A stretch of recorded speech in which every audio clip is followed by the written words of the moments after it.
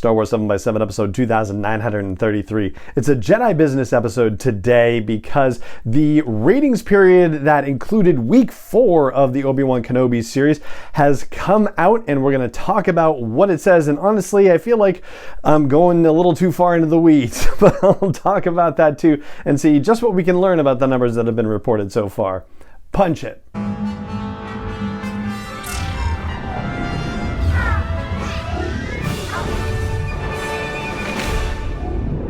Hey Rebel Rouser, I'm Alan Voivod, and this is Star Wars 7x7, your daily dose of Star Wars joy, and thank you so much for joining me for it. So the Nielsen ratings that end the week of June 12th have just been released, and it includes the 4th episode of the Obi-Wan Kenobi series, which, as they are not titled, that's the one we are calling Staring Contest, because that's the one that takes place at the Inquisitor's Fortress and features Obi-Wan going to rescue young Leia. So here's where the numbers thing gets a little strange. The overall viewing minutes for the Obi-Wan Kenobi series as of that particular week are down from the week previous. So with 3 episodes, it was 958 million minutes viewed, and with 4 episodes, it was 600 odd million. 682 million to be precise.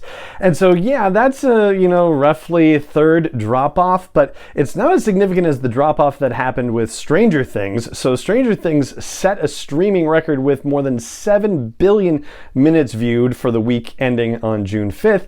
For the week ending June 12th, they only had 4 billion views. Wah, wah. But yeah, 7.2 billion to 4.2 billion. So yes, that's quite a significant drop, but also still a darn lot of views. Or minutes viewed, I guess I should say. And I was looking deeper into this whole business and found out that in the fine print there's a note saying that they're only looking at televisions. And so the actual streaming numbers that are getting reported by Nielsen may be a lot larger across the board, because it seems not to include phones or tablets or other devices that you could watch Netflix on or watch Disney Plus on. So we're getting kind of an incomplete picture here. So I've done some parsing to suggest, okay, well, there was a thing that said 80% of views for Stranger Things were of the current season, and so maybe if I applied 80% to this, that, and the other, and that's when I start getting into the weeds of things, which is what I mentioned at the top of the show, where I'm like, okay, at some point, some of these comparisons are ultimately meaningless. It's not as clean a comparison as, say, looking at box office results as we have for various Star Wars movies that have been released. We just can't really do it. So let's take the fact that it's in the top 10 at the number 4 spot for this particular week as a good thing. The other thing I thought, okay, well, maybe we can do this and maybe it'll have some kind of meaning, is look at it in comparison with the Book of Boba Fett. So the Book of Boba Fett, of course, had 7 episodes that debuted. Obi-Wan Kenobi had 6, and it's still not quite an apples to apples comparison because Boba Fett debuted with 1 episode, Obi-Wan debuted with 2 episodes.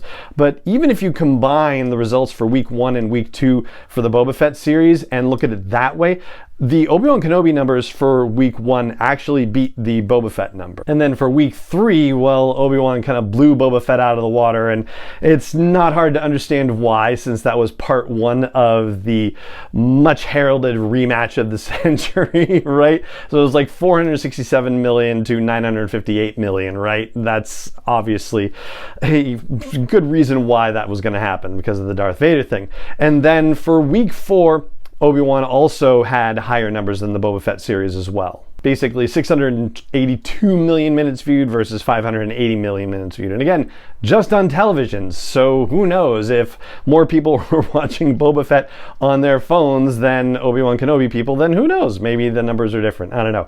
It'll be interesting to see how that trend holds up when we get to see the Obi-Wan Kenobi 5th episode numbers, because of course the 5th episode of The Mandalorian, listen to me, I've already given it away where I was going with this. The 5th episode of the Book of Boba Fett featured The Mandalorian in that episode. So yes, the numbers jumped significantly for that episode for the Book of Boba Fett, and so you kind of wonder whether it's going to be the same with the Obi-Wan Kenobi series, even though that particular episode didn't have necessarily the same, bang for your buck to offer. So 744 million minutes viewed for week 5 of the Book of Boba Fett is the number that we're going to be watching when those results come out next week. But that's next week. And so, yeah, this Jedi business thing with the streaming thing, the reason why I started looking at it had to do, as I've said on the podcast before, with the fact that there were reports on various sites saying, oh, Obi-Wan's tanking in the ratings, but what they really meant was user reviews. And of course, we've talked before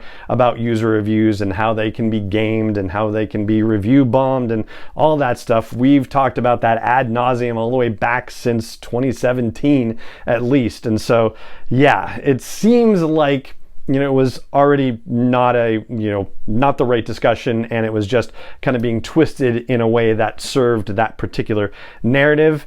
And it certainly seems like we're looking at successful numbers here, but figuring out what success looks like in the streaming world is a bit of a different equation. And I think there's a lot more stuff that isn't being reported to the general public that might help us understand it better if we had that kind of access, but we don't. So all I know is that from the outside, from the numbers that we have, it's looking pretty good still, and that's that's a wonderful thing to see.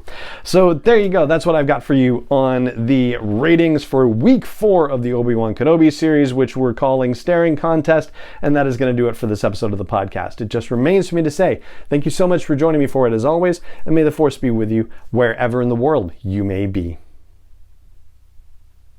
7 is not endorsed or sponsored yet by Lucasfilm Limited, Disney, or 20th Century Fox, and is intended for entertainment and information purposes only. Star Wars, the Star Wars logo, all names and pictures of Star Wars characters, vehicles, and any other Star Wars related items are registered trademarks and/or copyrights of Lucasfilm Limited or their respective trademark and copyright holders. May the Force be with them. All original content is copyright 2021 by Star Wars 7 by 7. We hope you love it.